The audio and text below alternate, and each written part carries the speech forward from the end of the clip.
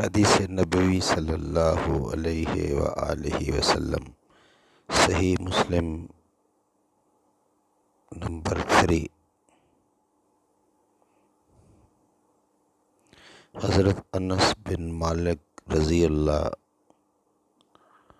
تعالی عنہ سے روایت ہے کہ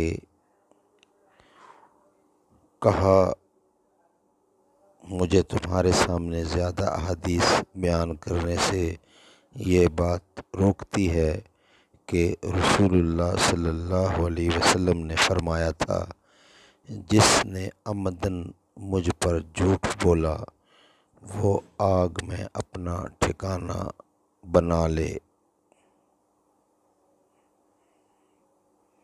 صدق اللہ العلی العظیم۔